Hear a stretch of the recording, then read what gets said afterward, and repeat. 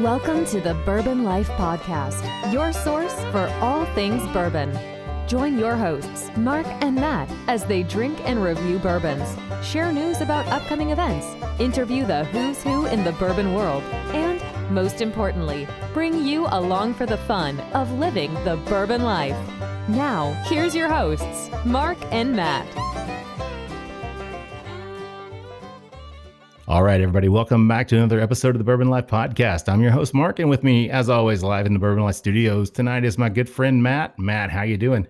Mark, I'm doing great, man. How are you? I feel like it has been forever since I've been back in the Bourbon Life Studios. Is that true? Yeah, man, it's been a bit, hasn't it? It's been a minute or two. You know what I mean? But I still can't get used to you, man. When I look at you and I see you on the camera with the short brown hair, because I got so used to the long blonde hair when you were training for Ironman and growing your hair out and everything, man. So you're gonna have to do something, man. I don't know if you're going to wear a wig.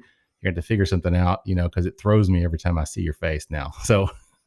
I'm sorry. I guess I just got a face that really throws people off. So no, that's all right. Hey, man, we got a great show tonight, so I'm just going to jump right in. But I do want to thank all of our sponsors, and then also I want to announce our Barrel Society birthdays. We have 3 of those this week: Bridget Hemingway, Nathan Maddox, and Scott Kogler. So congratulations and happy birthday to you guys. Thank you for your support. We appreciate all you do for us as our listeners. So thank you very much for that. Matt, with that said, man, you want to tell everybody who we have with us tonight? Absolutely. I've been looking forward to this show for quite a bit. So let's get right into it. We've got the co-creators and co-founders of the Bourbon Pursuit podcast and also Pursuit Spirits, Kenny Coleman and Ryan Cecil. Gentlemen, welcome to the Bourbon Life Podcast. Hey, thanks for having us. Thanks for having us. Happy to be here. So I got a question. Are we technically in the Bourbon Life Studios too? Because it was funny before we started recording, you're like, oh, we got to get samples. And then you all actually got up and met each other in a different room. And I was just like, wait a minute. I thought everybody's in different houses for a minute. we were in the Bourbon Life. Yeah, Bourbon Life Studios, otherwise known as my basement. So Matt and I here, we would love to have been able to do this live with you guys in person. But, we understand schedulings and stuff. So that's just the way it works, man. But thank God for I say thank God for Squadcast. People don't see the technical difficulties that arise sometimes behind the scenes like we encountered a little bit earlier before we started. So thank you guys for your patience. But, man, I'm thrilled to have you guys on with us tonight, and really looking forward. It's kind of awkward for me to be interviewing you guys. You guys have been doing this for years and years. I mean, probably, I guess you guys were probably really the first bourbon podcast out there. Is that accurate? Yeah, I would say we're the first bourbon focused, maybe. I think Ryan might know a little bit better than me. When we first, or should I say, when Ryan first had this idea, I'm kind of what you would call the dream killer. And so you're like Matt. Yeah. Smart. Yeah, I know Ryan came to this idea and he said, "You want to do a bourbon podcast?" I said, let me see what else is out there. And of course, Mark Gillespie was out there with Whiskey Cast. He really paved the way for everybody, to be honest. And he does a fantastic job. But at the same time, he was looking at whiskey in the whole category, not just bourbon. Mm-hmm. And knowing that Ryan was from, Bardstown, it seemed like a natural fit to figure out what else is missing. And at the time, there was a few different bourbon podcasts out there. When I say few, I mean probably less than 2. Yeah. And it was mostly people sitting around a microphone saying, "Oh, I'm drinking Elmer T. Lee. It tastes like caramel and vanilla." Hey, that's my 2 favorite. That's my 2 descriptors, man. You just took Mark's tasting notes for the evening. You stole my thunder, Kenny. Damn it! Took away 50% of your vocabulary there. That's right. Damn it. And so I was just like, I wouldn't want to listen to this. And one thing that we kind of look at it is, I want to come away with something when I listen to something. Granted, whether it's comedy, I want to laugh. If it's something educational, I want to come away and learn something. And so we said, all right, well, let's kind of see what else is out there and what hasn't been done yet. And really at the time, there was nobody that was giving a voice to the distillers, and nobody was giving a voice to the people that were behind the brands. Sure. Because ourselves, when we were going to start it, nobody would listen to us. We were nobodies in the bourbon world, and still are nobodies. That's very true. It's very true. We fake it like the best of them, and it was just an opportunity to kind of see. All right, well, this was now we can send a few emails, and right, Ryan always said it best. I mean, we begged for anybody to come on the show back then. And just to kind of give you an idea, we sent a message off to Amy Preskey over at Sazerac and said, do you care if we interview Harlan Wheatley? And at the time, you got to understand, this was 6+ years ago. They're like, oh, sure, come in. We love you. We'll roll the red carpet. They'd love to have you. Now it's kind of like, we're pretty busy, you know? So check back in 2 years. Yeah. Check back in about, 6 months, 8 months, whatever. Yeah.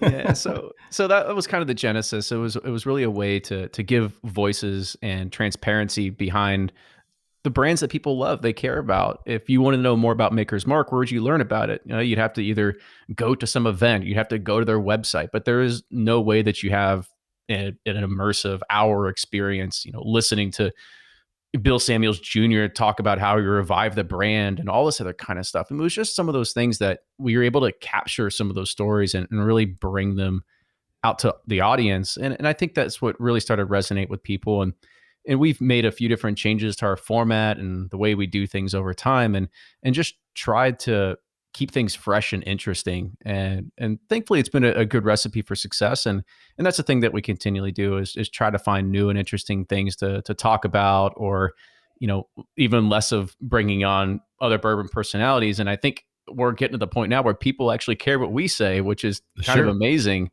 And so we're doing more shows with just, Ryan, Fred, and myself to kind of take, our takes on what's happening and pop culture of bourbon, if you will, and stuff like that now.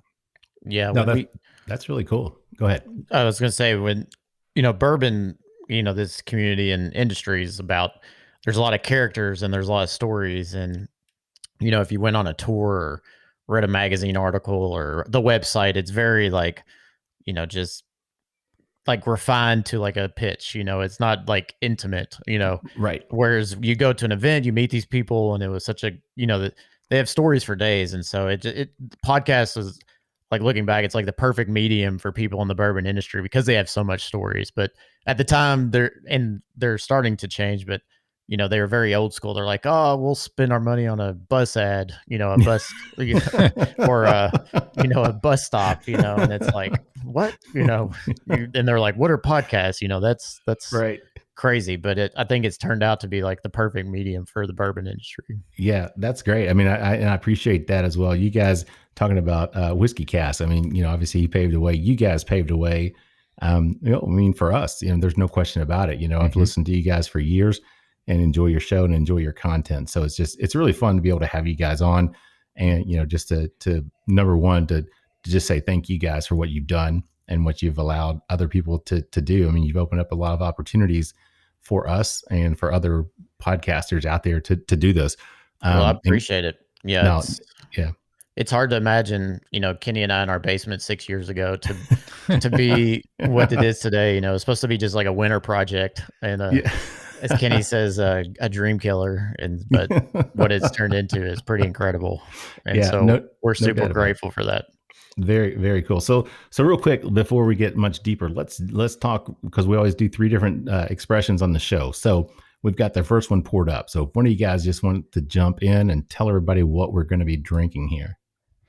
Yeah. So I'll kind of start this off, and I'll talk about the Pursuit Series line, and I'll let Ryan talk about United. Okay. So Pursuit Series it was our single barrel project. And this was something that started, this is kind of the impetus of what even started the brand and everything like that. Just to kind of give you a little bit of the background and history, we had talked about on a community roundtable. So every 4 weeks we do this thing with Bourbon Community Roundtable. It's Blake from Bourboner, the guys from Breaking Bourbon, Brian Hart from Sippin' Corn. And we just talk about a potpourri of bourbon culture. And at the time, there was this liquor store out of Memphis that was coming out with their own private label called Doc 52s. And we talked about in the podcast and saying, this is really cool. This is a rebirth of an old idea, because back in the day, grocery chains and pharmacies, they would actually have their own white label whiskey at their stores. And so we looked at this as like, oh, it's a really cool thing. About 2 weeks later, I get a phone call, and this guy says, hey, I helped build that brand. Would you be interested in starting your own? And we're like, all right, tell us more. And long story short, he says, I'm a barrel broker. Depending on the day, I got 2,000 to 5,000 barrels in inventory, and you can come and pick and choose what you want. So for anybody that doesn't know how the sourced whiskey market works or anything like that, if you wanted to start, say, the Bourbon Life Bourbon, if you will, that's kind of maybe too many bourbons in there. La Trattoria. Right? Yeah, bourbon squared, whatever you want to call it. The way you would typically do it is you would talk to a broker or talk to somebody that's a middleman, because you can't really go straight to a distillery, and you would say what's available for age stock. And they say, I've got, 4-year this, 10-year this, whatever. And you sample it, you try it, and you say, oh, sure, that sounds great. I'll take 100 barrels of it. Let's just say those barrels are $4,000 a piece. They'll just, kind of say that. All right. So you write your check. You can do the math, 4,000 times 100. Sure. And it's a pretty risky investment, because when you tried that sample, that's representative of the lot. It's not to say that is what all the barrels are going to taste like. Right. We all know bourbon. They're all going to be just variable differences. You could have different fill levels. You could have 100 bottles in one. You could have 180 bottles in one. You could have 30 bottles in one. Right. You're still paying $4,000 for that barrel. Jeez. So it's a super, super risky business to get into. And you can, like I said, it's very front end heavy as well, and just the cost. Yeah. So by giving us the opportunity to actually go and select out of his inventory every single barrel we wanted to do, that's really where we had this idea, like, okay, cool, we're going to start doing single barrels. Because at the time we still do today, we have a private barrel club, and we looked at this as another opportunity and avenue to just bring more single barrels in and just put them underneath our own label. And we had to figure out a way to get it out to market as well. That's another whole different story. Sure. But this was, again, we had the opportunity to go select single barrels, and we had a pretty good run with that. We were selecting a lot of stuff that was based out of Tennessee at the time, which is funny because we were coming out with 14, 15-year releases of Tennessee bourbon, and nobody wanted it.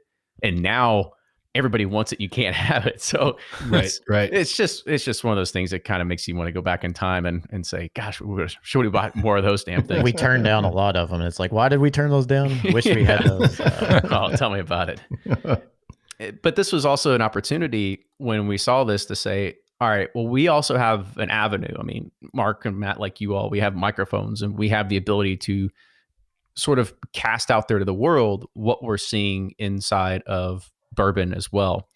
And we looked at this as a way to start talking to craft distilleries, people that are doing really good craft, and be able to put it under our label, but also promote them at the same exact time. Sure. Because that was really the thing we wanted to do. Is it's easy to just source, not tell anybody where it's from, slap a label on it, put it in a fancy bottle, and pray that it sells. That's an easy thing to do. Yeah. But we wanted to take a little bit different route and provide as much transparency as possible, because after all, we're whiskey geeks, like most people out there. So providing the transparency. So we took this as an opportunity to talk to a few different craft distillers that we were very fond of. Finger Lakes Distilling, ended up getting hooked up with Woodinville, talked to people at, what's the one in Indiana, Ryan, that I'm blanking on? The which one? One in Indiana. Starlight. Huber's, yeah, Starlight. I mean, so we're working with a bunch of different craft distilleries, ones that we know that our audience would like. And don't get me wrong, we've all tried plenty of craft whiskey that we don't like, but we wanted to make sure that anything we stand behind, our audience is really going to fall in love with, and we put our stamp of approval on. And so the first one that we're trying here is episode 41. This is a rye that is coming from Finger Lakes Distilling. And this is a sequel to probably the most, what would you call it, Ryan? Easily the most popular rye that we've ever released. So episode 18 was this, and you can kind of get some hints off of this. This is kind of like 18, just a little bit more muted. Okay. And it's just got this really kind of like funkiness to it that you would not expect out of a 5-year rye. Yeah, and we just really fell in love with this. And it was kind of an accident how it all happened. So the first time this happened on episode 18, and by the way, the reason we call it episodes is because everything's a play on the podcast.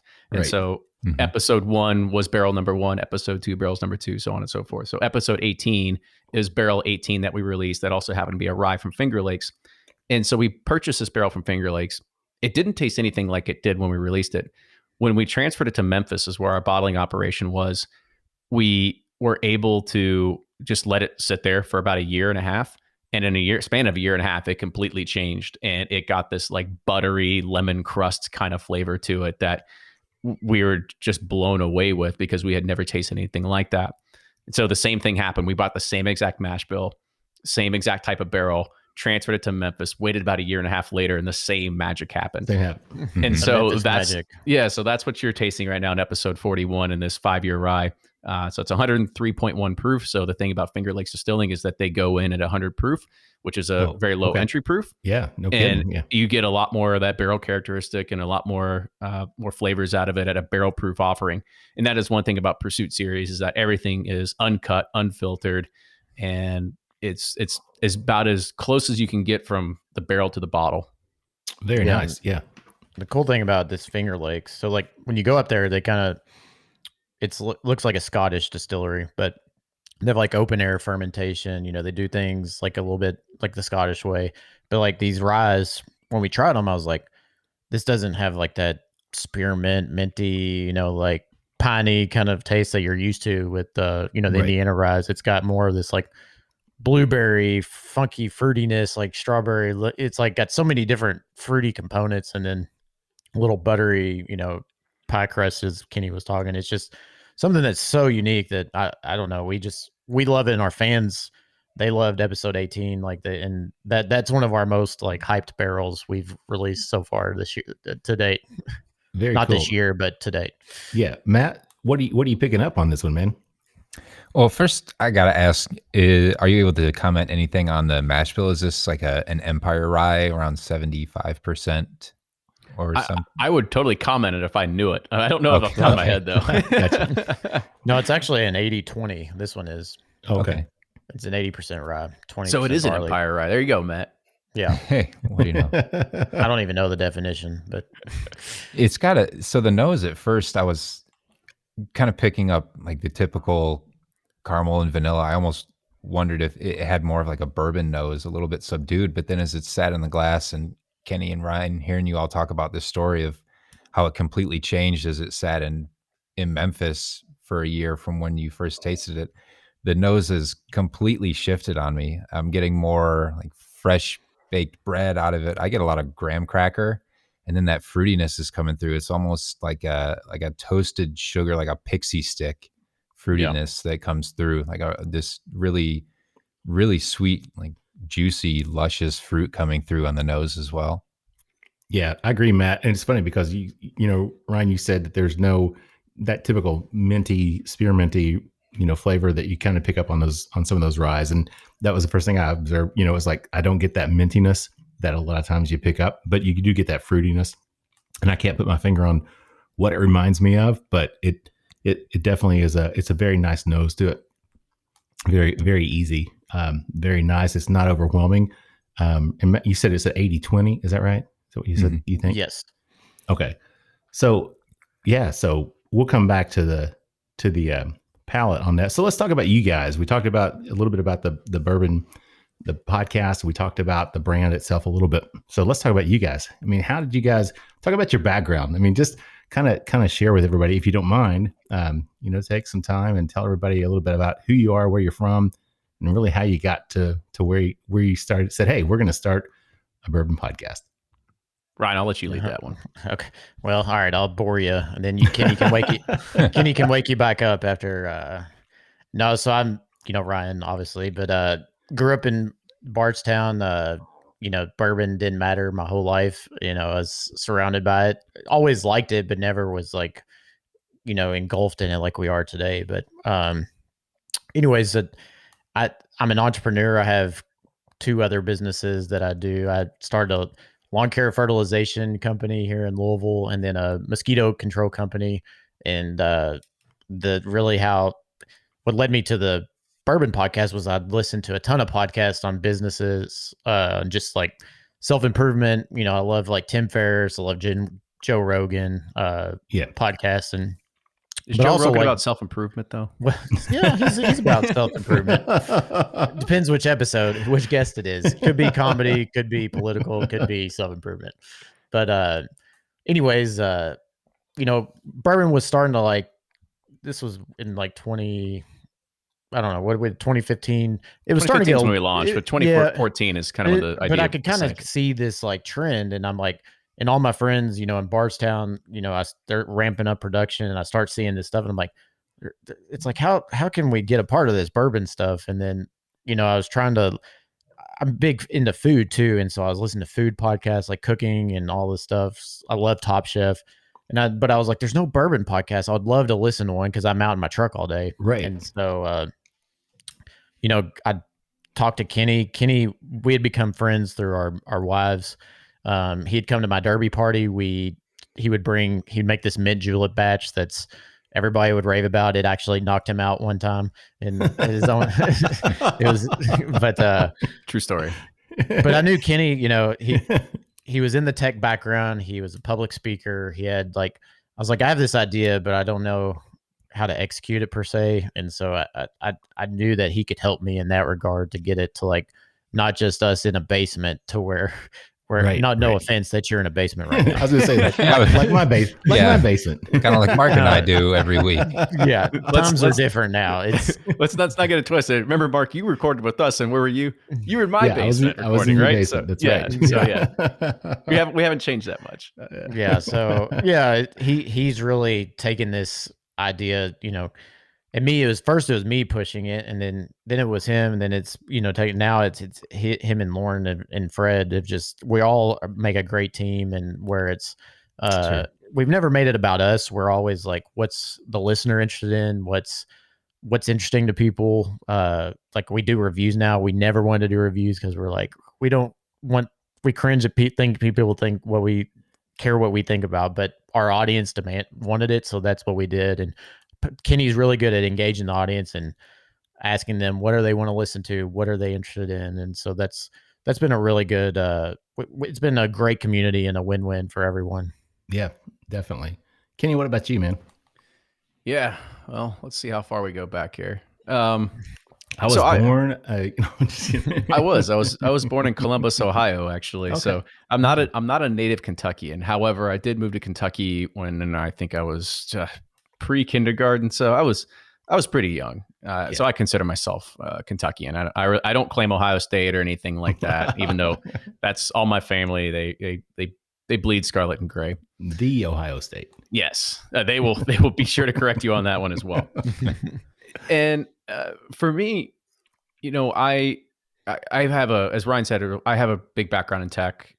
The high school I went to Trinity High School in Louisville, Kentucky. It was one of the first high schools in the nation that actually had a Cisco networking academy. And it was kind of where I really started getting into tech and doing a lot of things on the, as you could say, the enterprise software or enterprise hardware side.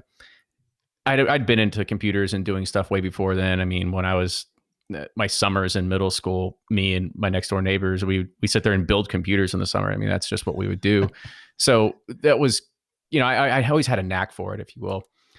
Anyway, fast forward, get to college. College is kind of where my bourbon journey really started. I didn't drink much bourbon prior to then. I mean, quote unquote, my high school thing. Didn't really, especially didn't, treat it with respect, if that's the best way to put it.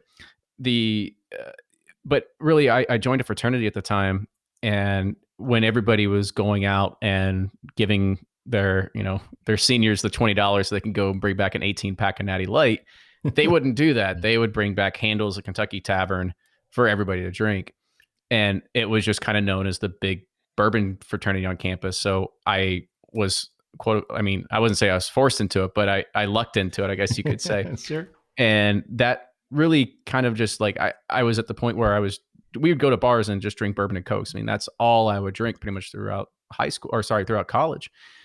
College ends, and like anybody else, and I think we've all had this bourbon journey, you go from mixing with Coke to then just having with ice and then removing ice. And sure, this is I don't want to say 2008, 2010 time frame, something like that. Or no, wait. what did I graduate? Yeah, 2008, 2010. I graduated in 2006. I was like, when was this? So in 2008, 2010 is kind of like when I really started kind of like trying different bottles on the shelves, and really fell in love with Four Roses small batch. Really that was my splurge bottle, by the way. When I was post grad, that mean $35-$40, like that was a splurge bottle. I was still taking down $15 handles. Like that was still my go-to. But then for me, the bourbon bug really bit me around late 2012, 2013 timeframe. I was working at another tech company here locally, and I had what you would call like a bourbon Sherpa, just somebody that kind of guided me through all this. And he knew I was into bourbon. We picked some Jefferson's barrels together. We did all kinds of stuff. And he goes, "You're really into this?" He said, "Let me get you some bottles." And so this is again like 2013. He gives me a Four Roses 125th anniversary, an Old Rip 10 squat bottle, and I think like a Jefferson's 22-year, 23 or something like that. And I go, "Oh, what do I owe you for these?" He goes, "I don't know, like $100 each." And I was gasped. I was like, "Oh my, you kidding me? $100 a bottle? Yeah, it's a lot of money. Get out of it!" Like, yeah. It's one of those things you don't want to be like, "Oh, I mean, okay, I guess I'll do this." Yeah. And that's kind of when it bit me really hard, and I realized that. Because before then, I had no idea that there was limited edition bourbons on the shelves, or right. that there was anything beyond of what you just saw.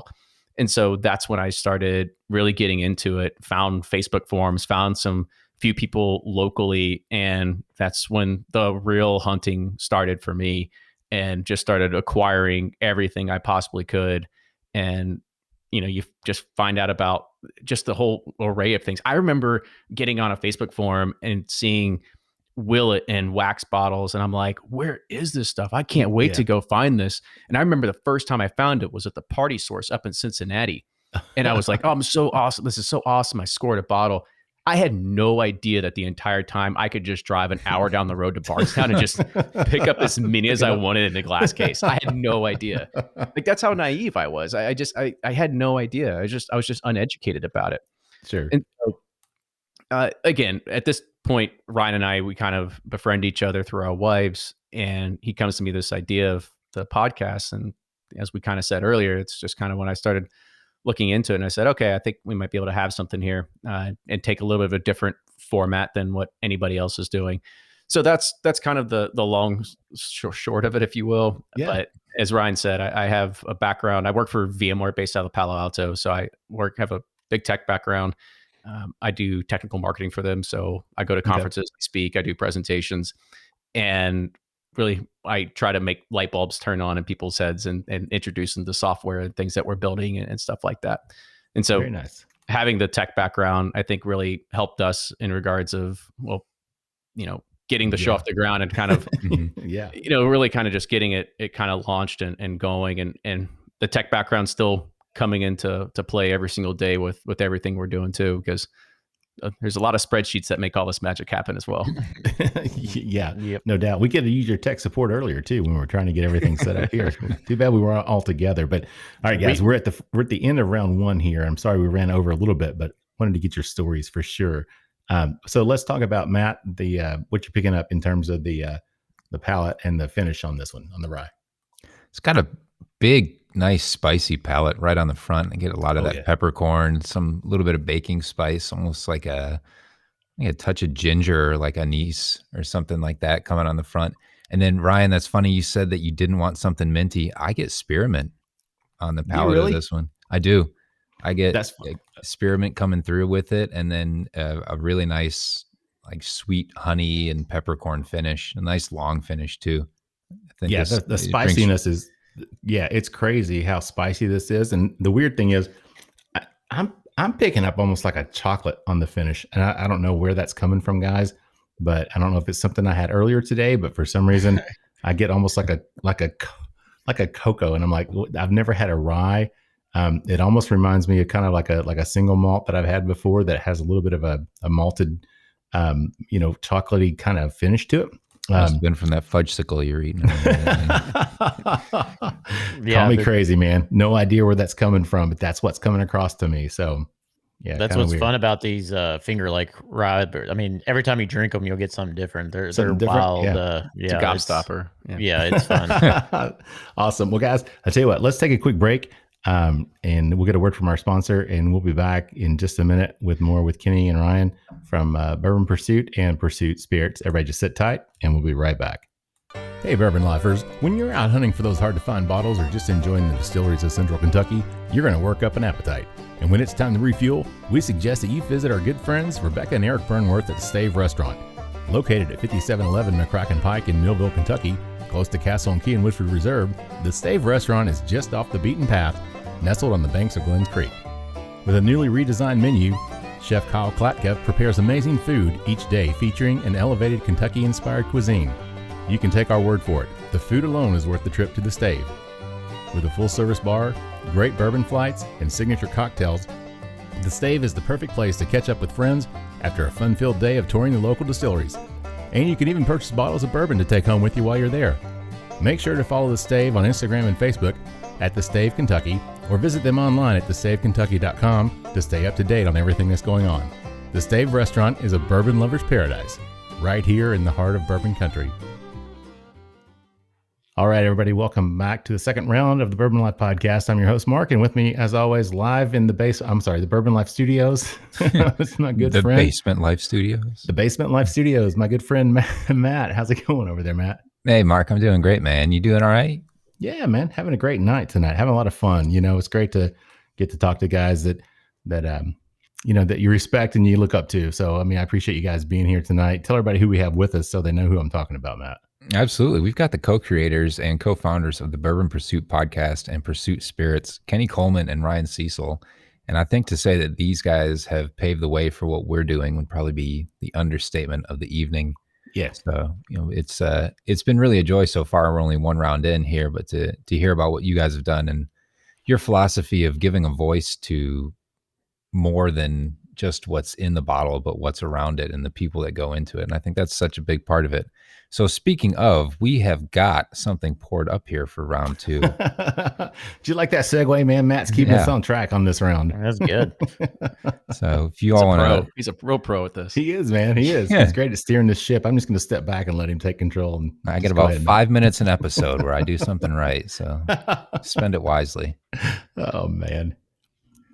Yeah. So guys, if you want to just tell us what we got poured up for this second round here, we moved on to your, number 40, kind of going backwards in numbers, but up in proof. So episode 40 is, as I mentioned earlier, this is another one of our single barrel offerings. This is part of the Pursuit series line. This is one that we did as a collaboration with Woodinville Whiskey Company. I think Woodinville is starting to really make a name for themselves out there. I don't know anybody that's in the whiskey world, like really, really into the whiskey world, that hasn't had Woodinville and been like, this is amazing stuff. What do you mean there's not great bourbon outside of Kentucky? So this is right. This was, I'll kind of give you the background of even how this came to be. I remember the first time that Woodinville sent us a media sample bottle, and I tried it and I was like, damn, this is really good. And it was just their 90 proof offering. And I reached out to them. And this is, by the way, this is when nobody had heard of them. And I said, would you be interested in doing a Pursuit series with us, a single barrel that we would put under our label? We would share with our audience. We would do all this kind of co-branding and promotion. Nah, we're good. I don't really think we're gonna do that. And so I was like, yeah, it's okay. It's not a big deal. I totally understand that. And there was a time, this is like when Fred Minnick joined the podcast, and he was doing his Pappy versus the Field blind tastings. And so there was one time I got him a row of blind samples, and he put the Pappy 23 versus the Woodinville 90 proof in a blind sample, and it came in second place out of like 5 different bourbons. And it was so close in second place that he had a really hard time choosing which one he liked more. And so he ended up opening the envelope and seeing that it was Woodinville and was just blown away. And that kind of put Woodinville a little bit on the map. And they sent me an email, or actually after that, I sent them an email. I said, hey, I don't know if you talked this out. Let me know if you'd be interested in doing this again. And they said, I talked to the owner, they're in. So that kind of really, it kind of was just a really fortuitous thing that all happened. And we ended up flying out to, it was the quickest 24-hour travel day ever, leaving from Louisville, flying out to Seattle, driving out to Woodinville, first time picking 2 barrels, and then flying back that evening. So it was a fun little quick turnaround. Last time we went out there, though, we picked out 4 barrels. So we've been partnering with Woodinville now for a few of these, and we're just amazed with some of the whiskey that they're coming out with. It's by far some of the best stuff that we've ever had, of course, from outside of Kentucky and just in whiskey and bourbon in general. So we're very excited to be able to be partnering with them. And this is episode 40. It's coming at 121.4 proof as well. So nice. Not a light one. And this is 5 years old, right? Is that correct? Yeah. Okay. They don't really release anything less, or should I say, older than 5. I think they might have had 1 6-year, but we still have that one. We still have 1 barrel that we have from our original trip. So I believe we still have in our possession the oldest Woodinville whiskey barrel that there is right now. Yeah. So the reason that is their warehouse is in, so Woodinville is like probably 30, 40 minutes from Seattle, but their warehouses are like 2 hours outside of Seattle in a town called Quincy, and it's in the desert. And so it rapidly, there's not much humidity. Yeah. It ages like really fast. So they have to get it out at 5, or otherwise, there wouldn't be much left. But not going to be much left in there. Kind of like Texas, right? Where they just, it's like if you leave it in a barrel too long in Texas, it's like gone. But it doesn't get as hot as Texas per se, but it's dry. And so I don't know. It's with both of these, these distilleries, if they were in Kentucky, they'd be, just based on the whiskey, Willet makes great stuff too, but they would be just as big as Willet, I feel like, if they were in Kentucky. But because they're not, people are like, oh, Washington, what? You can't make bourbon in Washington. It has to be Kentucky, or you can't have New York bourbon. Yeah. Well, as a lifelong Kentuckian, I always love to lie to people and tell them it has to be from Kentucky, but it's eventually I come true and and tell them that's not the case. But now, Matt, we had Woodinville. We didn't have Woodinville on the show, but we actually had the cask strength wheated bourbon, I think. Is this a wheated bourbon, or is it a rye? Or do you know? It's a rye.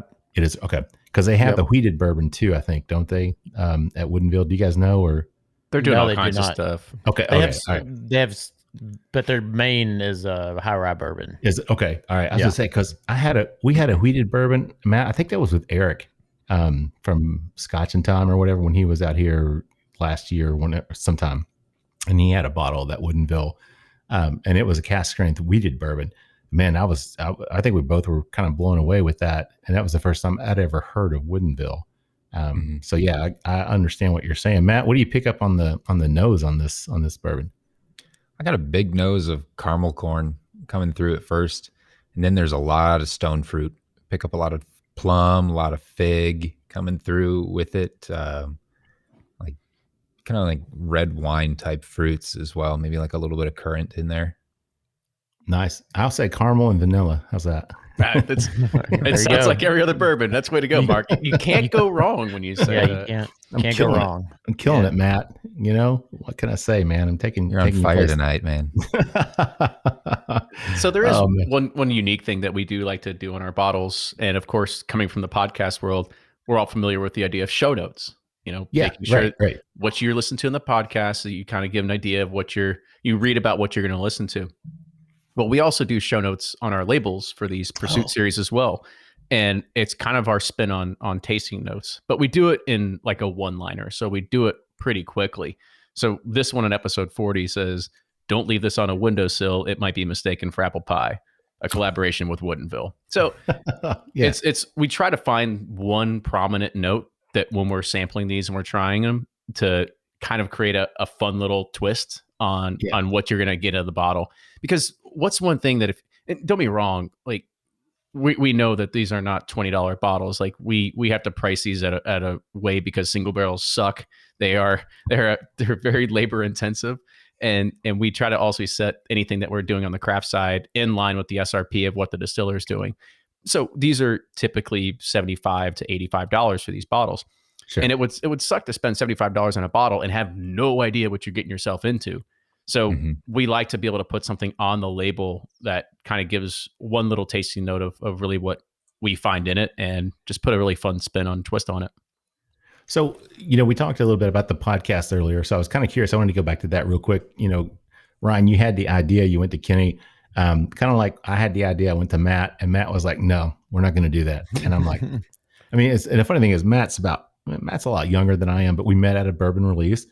And we just kind of ran into each other occasionally at bourbon releases and whatnot. So at Liquor Barn here in Hamburg in Lexington, and we hang out, have a few drinks together. And as we started talking and sharing pours together, the idea just came up, hey, let's do this. And Matt was like, no, I don't really think I want to do that. And fortunately was able to convince him to do it. But Ryan, was that kind of the situation that you were in with Kenny? Was it one of those, I want to do it? And Kenny was like, maybe not.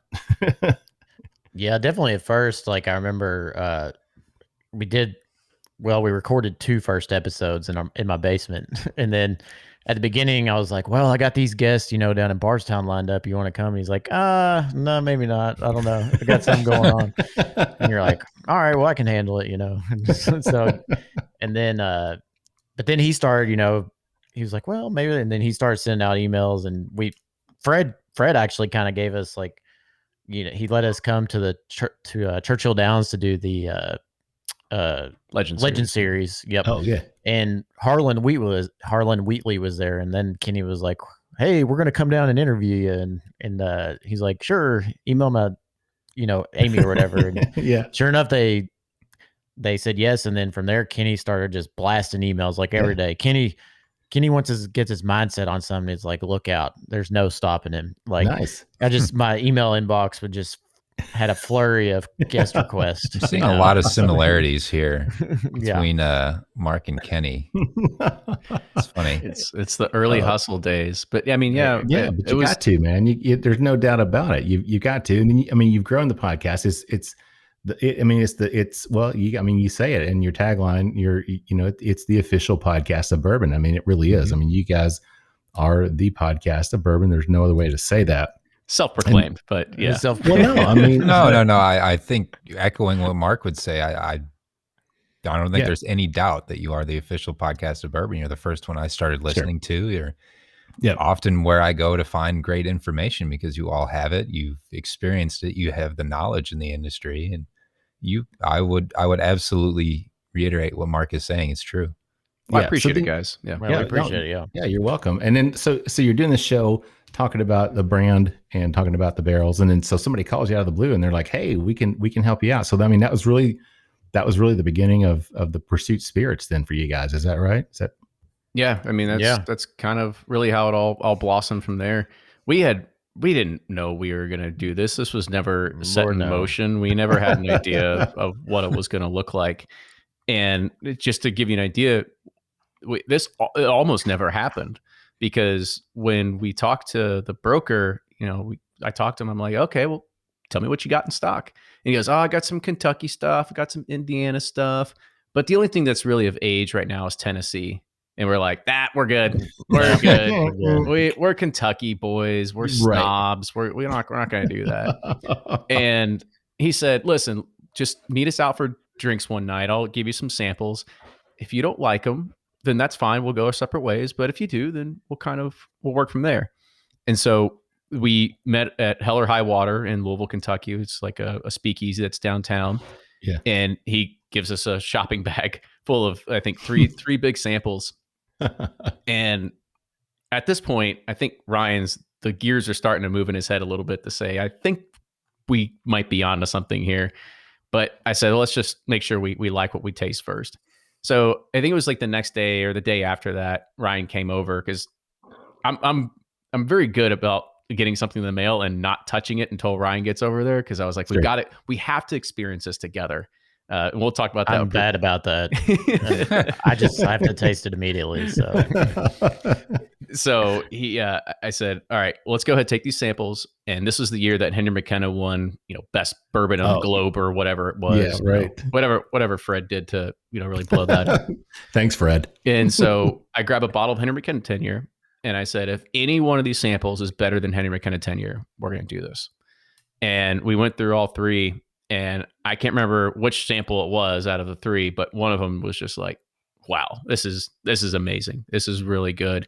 And we called the broker like the next day and we said, yeah, let's do this in this barrel. Make sure you reserve this one for us. And that ended up being episode 1. The first barrel we ever released was the one that we picked out that we thought was better than Henry McKenna on that day.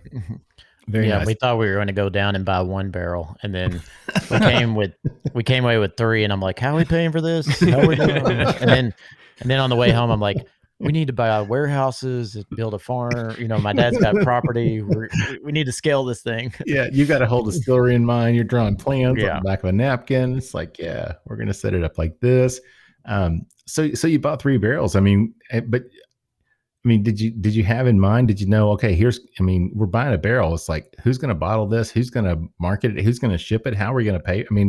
Did you guys have any of that even figured out or thought through, or was it just like, shit, we got a great opportunity, let's just buy some barrels and figure it out? Yeah, we got kind of lucky, and the fact that Blake was starting Sealbox at the same exact time that we were doing this, because we knew we have a national audience. We're not going to try to go typical route to market and go throw it at the local liquor store in Louisville and say, hey, if you want our barrel, go here. Right. It was never going to work. And Blake was just starting this thing up, and I call him and we're like, all right, explain to me how this works. And he's like, oh yeah, I'm in DC. I can buy it direct from you. We're like, this sounds great, but we're in. So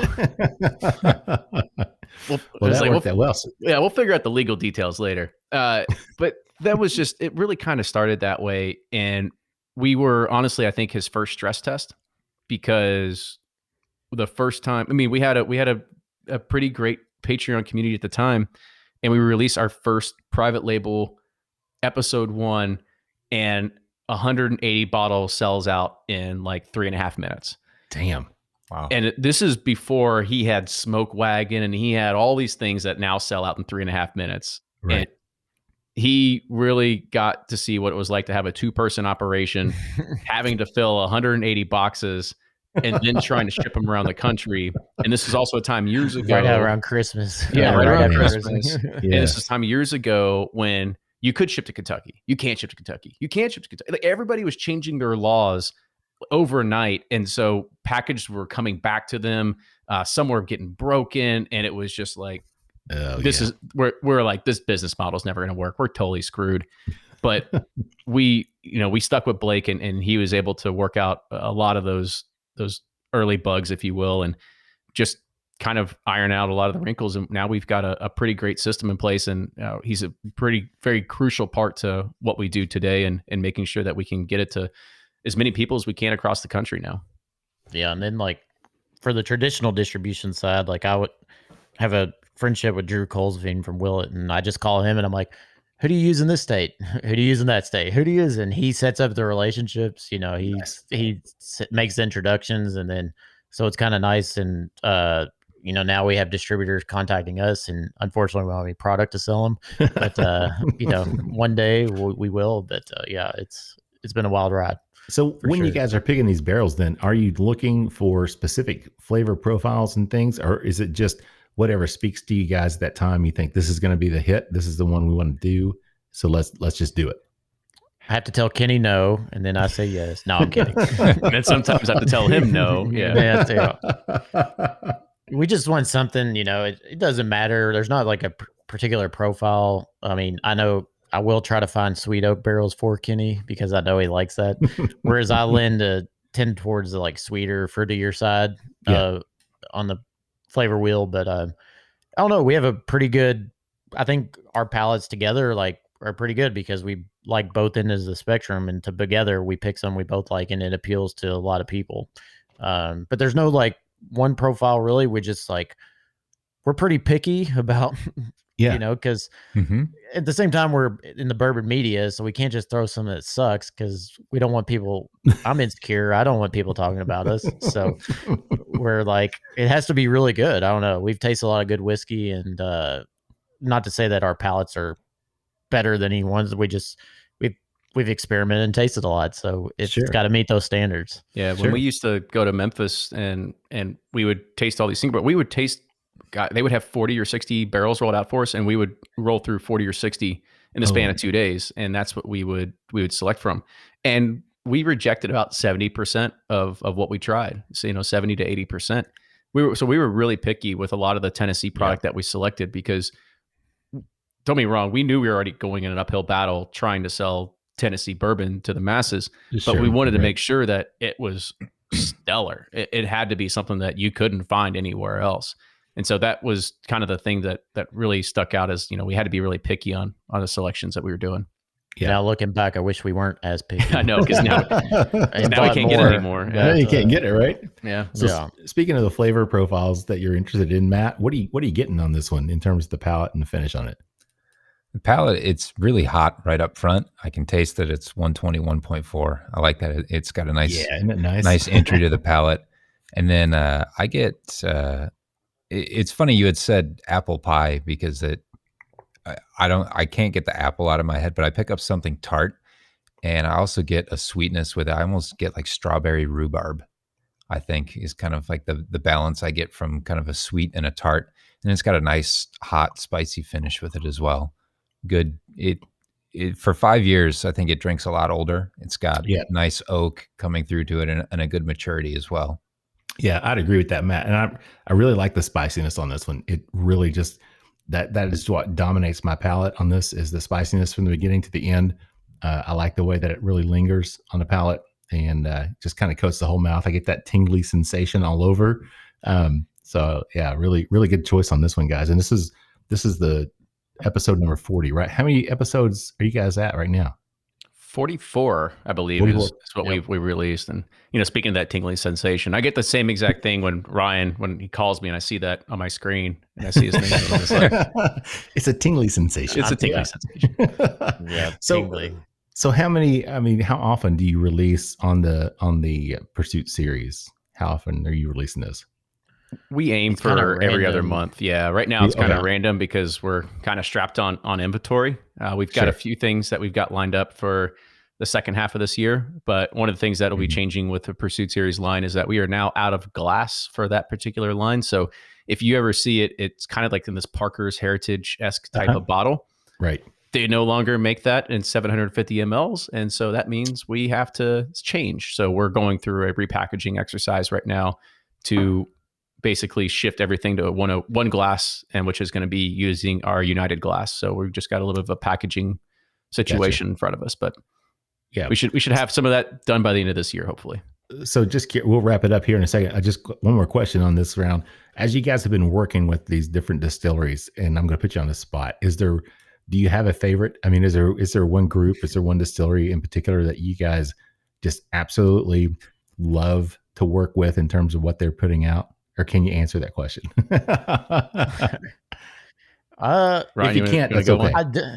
They're all my best friends, and I love them all.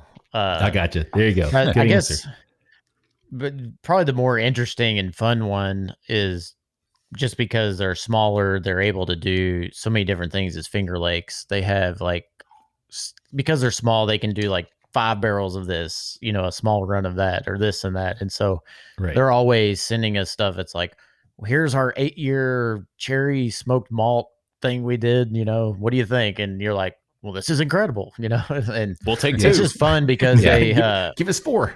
They just have so much to offer, on the wide array of spectrum of flavors. But all, whereas a lot of the other distilleries, they're really good at making, 1 or 2 things. And, which that's nice too, because you like consistency and whatnot, but they're all fun. Yeah. Now you guys, were you just up there at Finger Lakes, Kenny? Did I see? We were. I was going to say, I thought you guys just posted pictures on Instagram. I stalk everybody on Instagram, so I thought I just saw a bunch of pictures of you guys up there. So cool. What about you, Kenny? Anybody in particular? Can you say, or will you say, or? I mean, as Ryan said, we're friends with everybody, but sure, I'll give Woodinville some love just because they take us out for sushi, when we come into town. They got that Moet Hennessy money. And so they're oh man, Seattle, that's got to be some good sushi up there. It is. It's really good. Is. Yeah, so shout out to John. We appreciate everything that they do for us as well. They're a great partner. A lot of people that we work with are just great partners. They're just great people as well. And it's really a symbiotic thing as well, because we just want to make sure that we are promoting them and putting their brand in best interest. And I think they see the value that we can bring to them. And it just works hand in hand. And so we're just thankful every single day we're able to do something like this and be able to partner with such great people. And and just drink bourbon at the same exact time. I mean, it doesn't really get too much better. Yeah. Yeah. I try to explain to people what I'm doing, and it's like, it's like, how do I condense this down so it doesn't take forever, but not think I'm a crazy person? I don't know. It's wild. It's a dream come true, really. Yeah. I understand. And we're not doing anything close to what you guys are doing, but I still feel the same way about it. It really is. It's cause I practice law. I've been doing it for 27 plus years now. So, to be able to do this though, it's a thrill. I mean, it really is. It's a lot of fun to get to sit and drink with great people and share conversation. I mean, there's nothing better that I'd prefer to do. So this is nice. Matt, final thoughts on the bourbon so we can wrap this session up. I think it's a hit. Yeah, definitely. Mm-hmm. All right, guys. I'll tell you what, let's take a quick break. We'll get a word from our sponsor. We'll be back in just a minute with more with Ryan and Kenny with Bourbon Pursuit and Pursuit United in just a minute. Hey, Bourbon Lifers. We want to take just a second and tell you a little bit about 3 Chord Whiskey. 3 Chord's line of whiskeys embody the spirit of creativity. The whiskey is a true collaboration between producer and composer Neil Giraldo and master blender distiller Ari Sussman. The 3 Chord team of expert blenders, coopers, and sensory professionals have developed a multi-step process they call perfectly tuned taste. This process begins by carefully selecting the finest bourbon and rye whiskeys from Kentucky, Tennessee, and Indiana, and then blending them all together. After each blend is completed, the 3 Chord team then applies their proprietary process of pyrolysis, that's a lot to say, isn't it?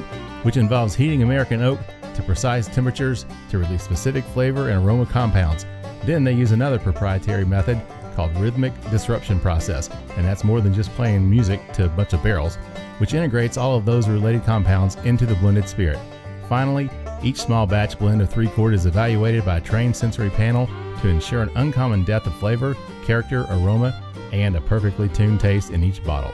With their introductory blended bourbon, their Amplify Rye, Strange Collaboration, which is a Pinot Noir finished Kentucky bourbon, their 94 rated 12 Bar Reserve, and the brand new highly coveted 15-year Kentucky bourbon they call the Whiskey Drummer, there's a lot of options available from 3 Chord. Like the feeling you get when you hear that perfect song, you'll know that the 3 Chord line of whiskeys are right from the first sip. They resonate with so much flavor, you'll want an encore. Find out more about 3 Chord whiskeys and distribution in your area at www.3chordbourbon.com. All right, everybody, welcome back for the third and final period for all you hockey fans out there of the Bourbon Life Podcast. I'm your host, Mark, and with me, as always, is my hockey friend, loving buddy, Matt. What's going on, man? What hockey friend loving? What are you talking Whatever, about? Man. Hockey loving buddy. How's that? I'm good, man. That's better. Thank you. I appreciate that.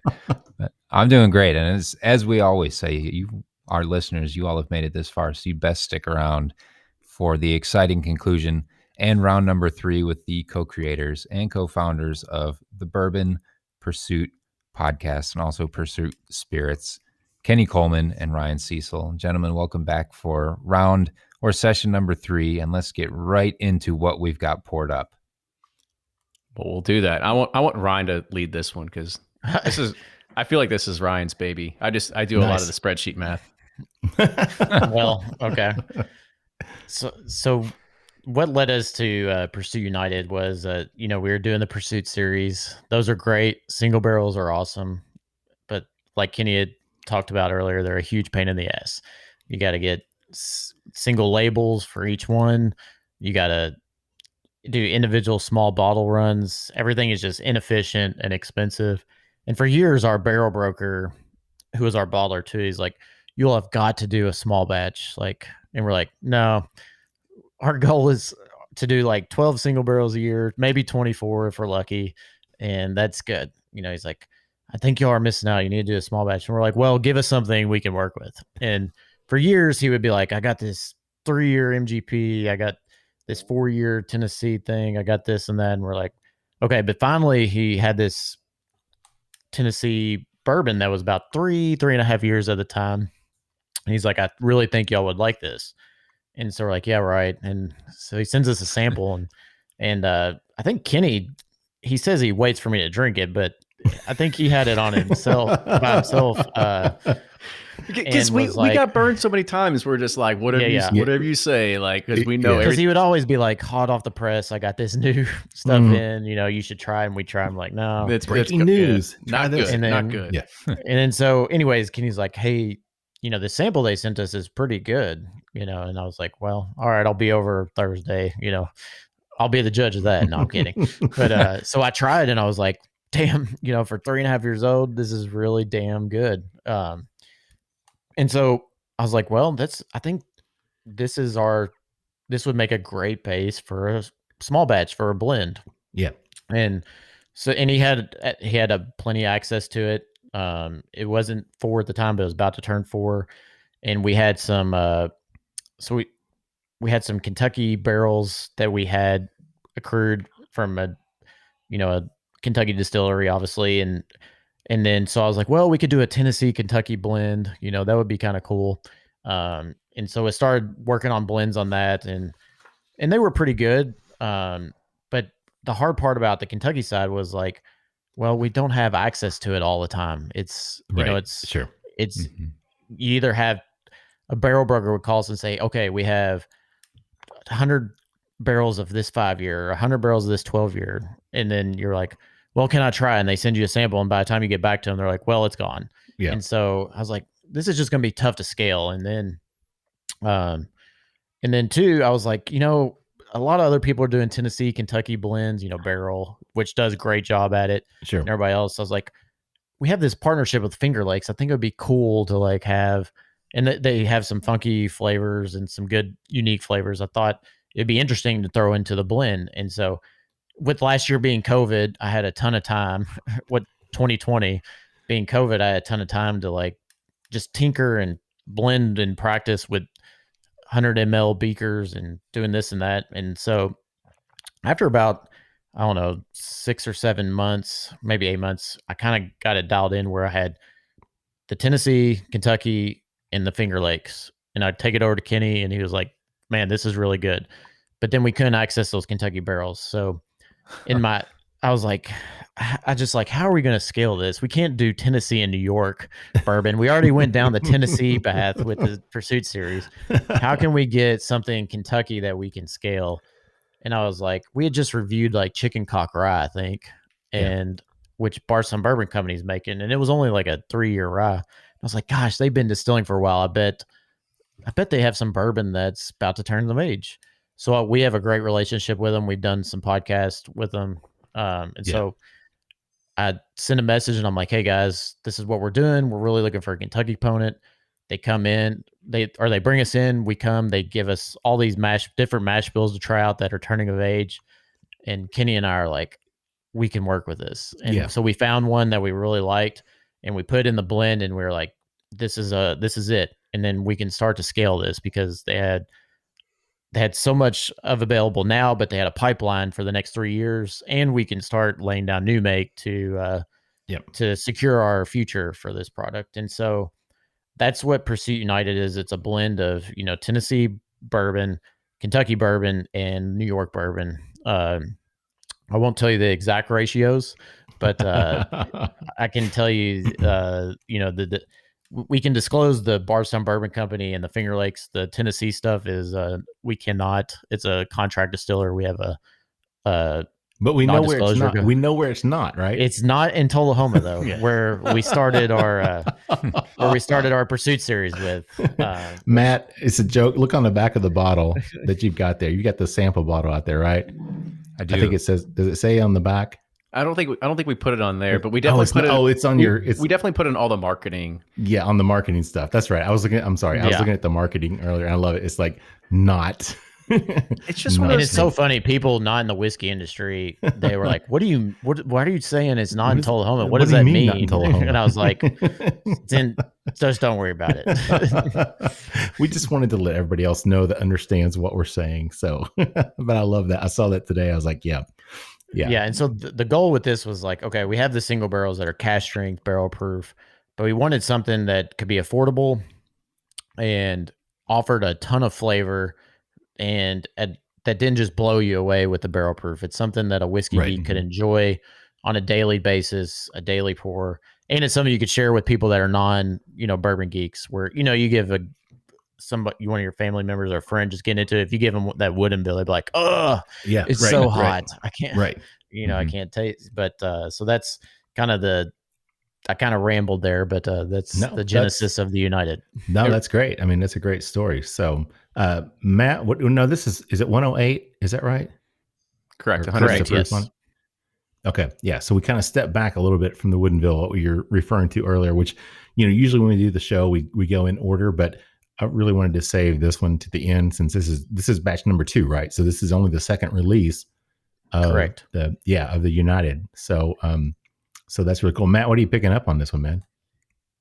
The nose, it's got a good nose I get like a really nice sweet corn. And then I'm picking up, I get walnuts, like a walnut and chocolate, almost like the inside of a derby, like the filling of a derby pie, maybe a little bit, something like that. And maybe like a touch of baking spice in it as well. Like a clove, maybe.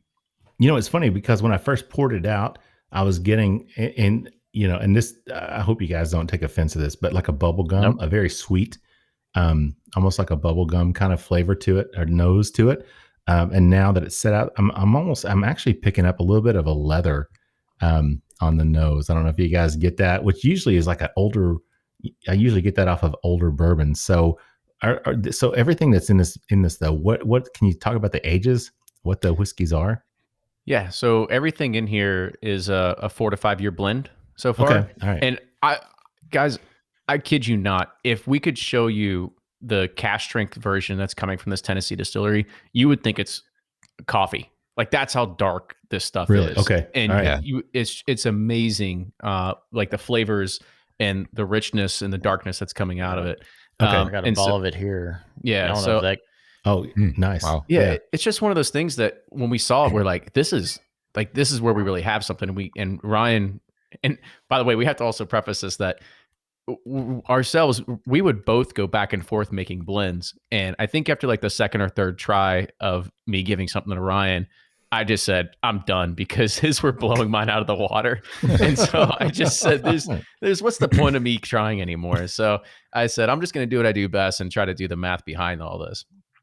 But I was an unfair advantage because I've had a friendship with Drew and Chris Morris as a customer of mine. And I always, and too, when we'd interview like barrel bourbon, I was always like picking people. Blending was always a fascinating thing to me. Nancy Fraley and all.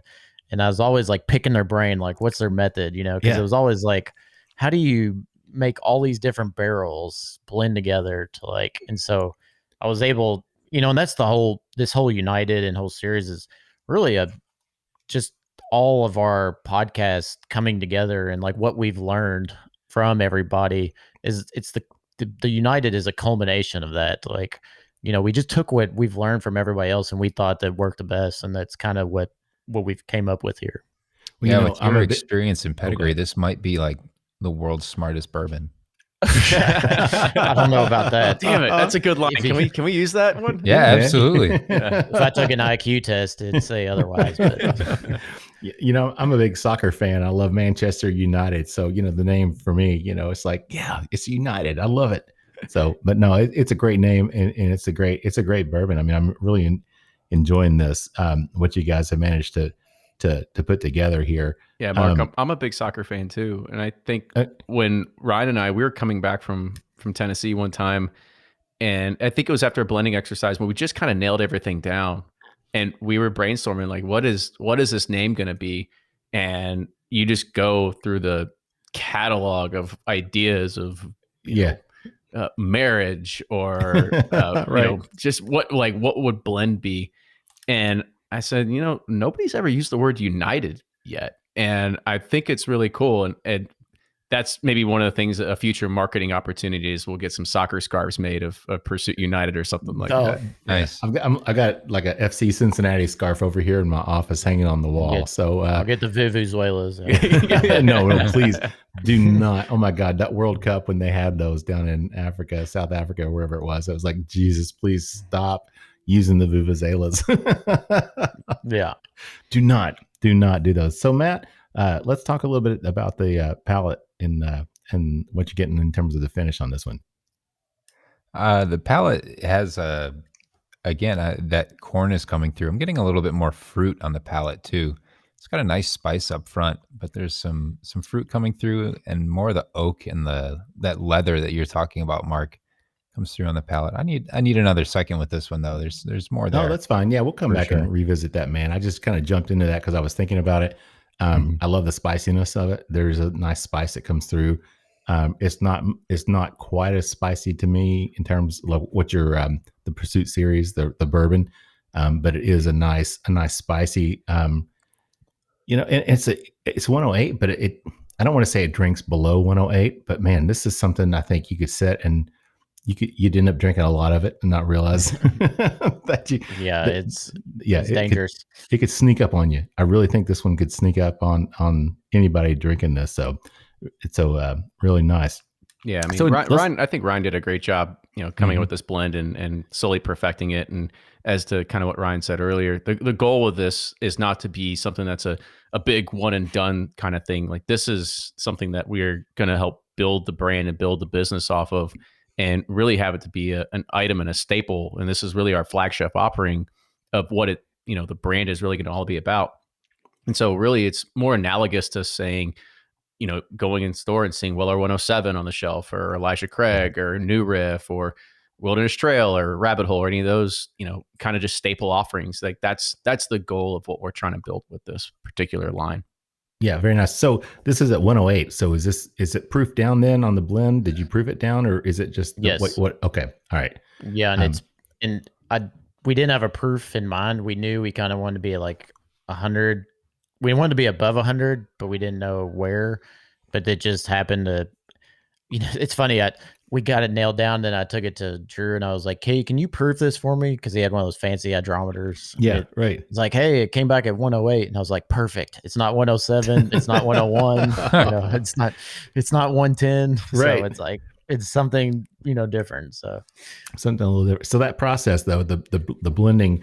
I mean, you guys did that all yourself then, right? I mean, is that really how it worked out? So yeah, I would. Like I said, with COVID, had a lot of time, so I would just kept tweaking, and we knew we'd kind of be in that New Riff, Wilderness Trail, Rabbit Hole, Willet 5-year, 6-year. They're kind of in that price range, and on this competing against them, right? And so every night I would come up with something. I'd tell, and my wife would put out, blind samples of those, and I'd be like, I'm not gonna say it's good until it beats all those, and so that's kind of what I did. And then Kenny has one of the pickiest palates of anyone I know. And so having him, which is a good thing, having him give him critiquing it and his stamp of approval says a lot too. So yeah, definitely. So I know Fred's involved with the podcast. Did he consult, or did you guys consult with him at all? Did you ask his opinion in terms of your blending at all on this to just get some? I did. Did you? Yeah. Okay. And I asked a lot of people, really. We had a great network in the round table. Sure. I would send samples to them and say, "What do you think about this?" I'd send it to friends in the industry I knew. I'd be like, "What do you think about this?" And I remember one of the first iterations I did, I thought I got in, Fred tasted it, and he's like, "I would score it, an 86." And I go, "Well, what do you score an 86 on?" And then he said, like, I was looking at and there was like Evan Williams, Baldwin. I was like, "All right, back to the drawing board." We're going to try this one more time, maybe two more times. And so, yeah, I mean, Fred can be a little intimidating. I'm not going to lie to you. I mean, Kenny, we recorded, the episode with Fred, and he's a great guy, and he's obviously been in the industry forever, but he can be a little intimidating. So I can understand that, Ryan. Fred comes back and says, "Yeah, it's an 86." You're like, "Damn, okay." I failed. Yes. He gave some good constructive feedback. He's like, "I like this about it, but it's missing this," and and whatnot. Yeah. So like I said, it's a culmination of everything we've learned, and the community we've built has really got us to what's in this bottle. So very nice.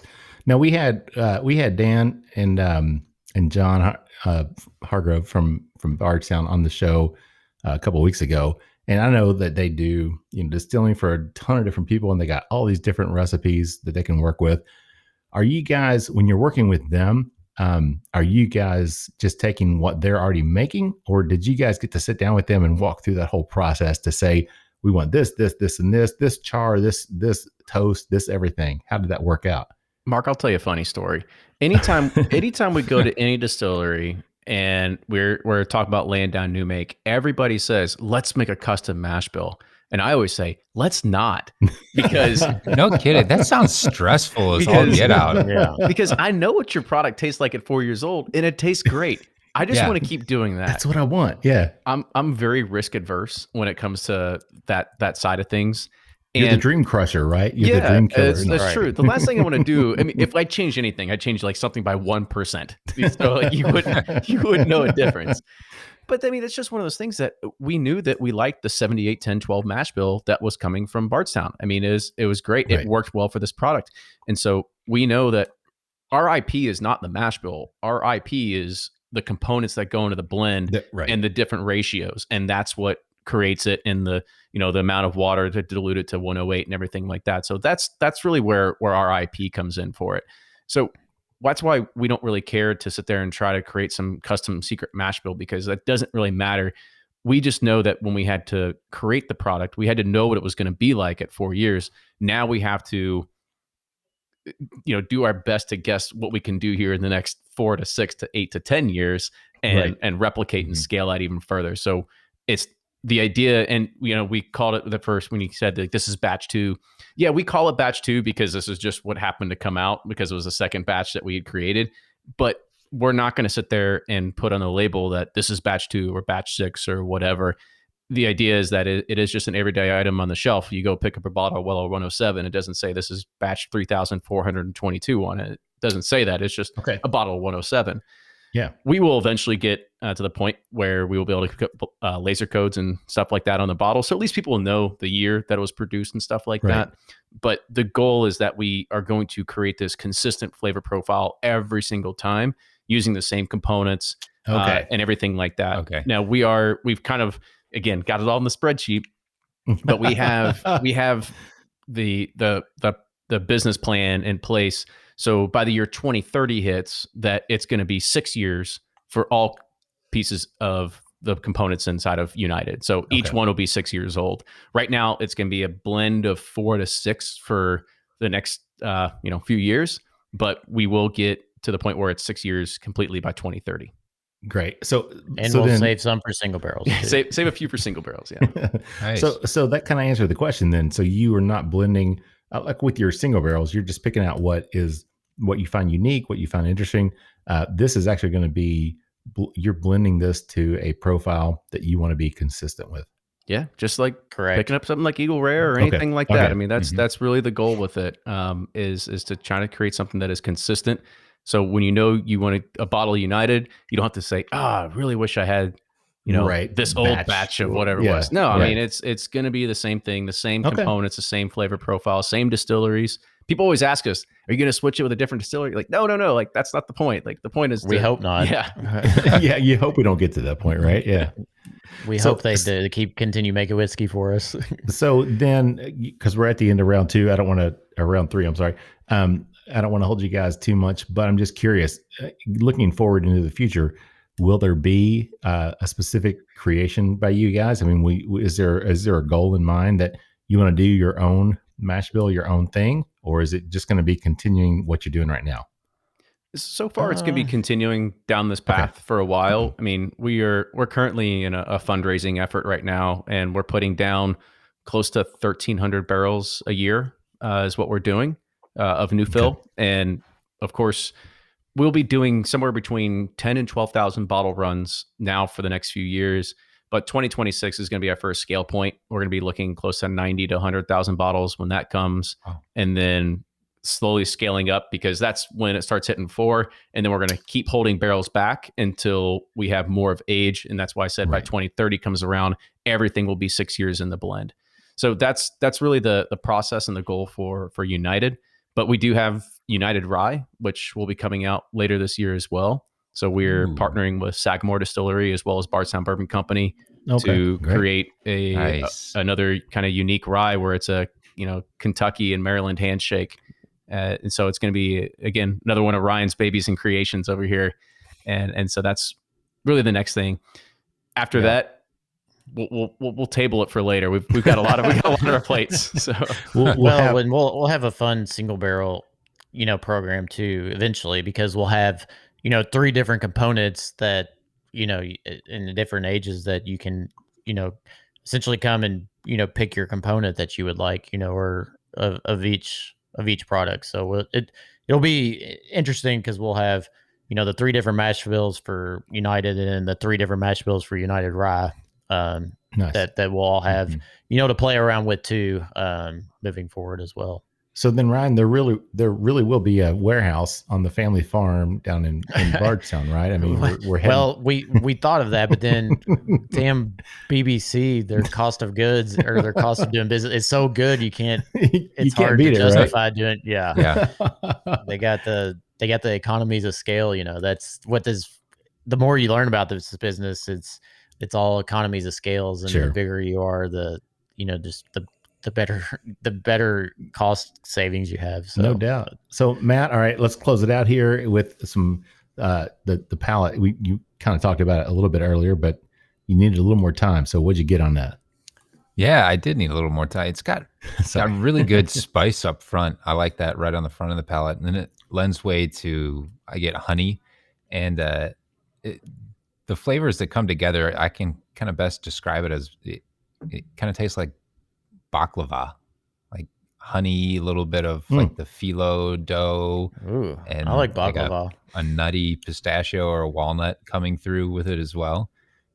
And it's the honey is sweet. It's like a caramelized, and it's got a nice spicy finish with it too. So for some reason, it just reminded me of baklava. Yeah, which I love. That's funny, but I do get that honey, the sweetness. The spiciness combined with that sweetness. That's a really good combination, Matt. And that's why I have Matt, because Matt just he has the killer palate. I'm gonna use baklava on the next whiskey quickie. Yeah, I'm gonna steal that, Matt. Thank you. Yeah. All right, guys. Yeah. So real quick, we kind of talked a little bit there about the future. So anything else in terms of the future of the podcast, the Pursuit Spirits that you guys want to share, where you're headed to, what you're looking at? Yeah, I mean, sort of on the podcast side, we're continually pushing out new episodes every Tuesday and Thursday. So Tuesdays are our Whiskey Quickies, and Thursdays are our typical 60-minute long form podcast releases.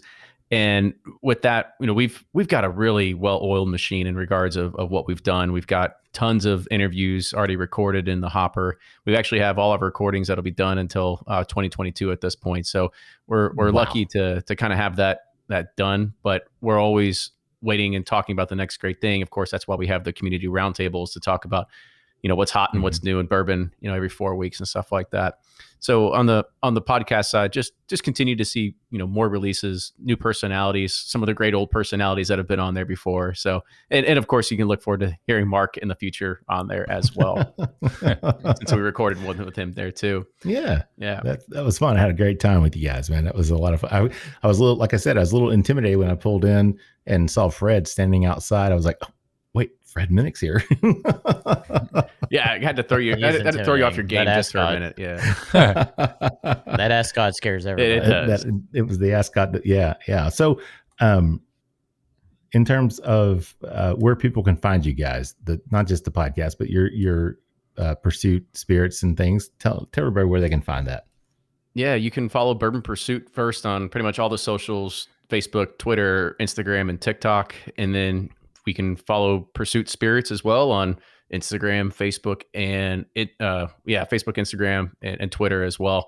Haven't done much on TikTok with the Pursuit Spirit side. It's kind of hard to do that with a brand. I'm not going to try but that's okay, man. I'm going to keep it fun on the Bourbon Pursuit side. Bourbon Pursuit, You're killing it on TikTok, man. Killing it. How many followers you got on there now? 173,000, but that's shout out to Dwayne Johnson right there, The Rock, for reposting a TikTok that I did. I mean, that's the only reason why it is where it's at. So, you hit internet gold once, and that's exactly what happened. That's awesome, man. Well, that's great, guys. I mean, we appreciate you guys joining us tonight. Mm-hmm. It was a lot of fun to talk to you guys. And like we said earlier, I mean, we are where we are because you guys have gone where you've gone. I mean, there's no question about that. So we appreciate what you guys have done in the industry, and especially for the podcasters like us, the doors you've opened and the opportunities you've created for us. I don't know that we'll ever have our own bourbon brand. Never say never. Don't do it. But you know what? No, I'm kidding. there's more headaches that you're already a lawyer, so you might already have a step I'm an attorney, right? Yeah. But still, I don't know that that's a headache that I necessarily want. But I do enjoy this, and we've definitely enjoyed having you guys on the show. Matt, before we wrap it up, anything else you want to add? Kenny and Ryan, thank you all so much for being on. We really appreciate it. I think Mark has said it best from our personal standpoint here. Thank you all so much for blazing the trail and doing what you've been doing to help us do what we do. So it's been great to look up to you all, to see what you've done right, and how you can help us to help shape the characteristics and the character of our podcast and how we fit into the market. So thanks for taking the time to sit down and chat with us. Well, thanks for having us on and, letting us talk about, of course, a little bit more about our podcast and our bourbon as well. It's always fun to be able to get to share some of those stories, because we interview people, but hardly anybody ever interviews us. So it's kind of cool to have. It's a lot better being on this side. Yeah, that's fun. It's funny because normally before I do a show, I like to sit down and watch a couple videos or listen to some podcasts with people as guests, and it's like, I really, it's like one of those things of like, these guys interview everybody, and it's like, but they don't get interviewed themselves. So it's fun to get to do this tonight, and I really appreciate the opportunity. So guys, anything you want to add before we close it out here? Yeah, I mean, I forgot to say it. Thanks again. Appreciate it. Yeah, and make sure you check out bourbonpursuit.com and pursuitspirits.com. Those are also our home bases. Okay, great. Well, thanks, guys. We really appreciate it. Again, we want to thank all of our sponsors for their support. We really appreciate that. And with that said, I'm going to wrap it up and send us home with our tagline, which is, may your glasses always be full, and may you keep on living the bourbon life. Thank you for joining us for this week's episode of the Bourbon Life Podcast. Our mission at the Bourbon Life is simple: to share our passion for all things bourbon with you every week. And we'd really love to hear your thoughts on how we're doing. You can find us on Instagram and Facebook at The Bourbon Life.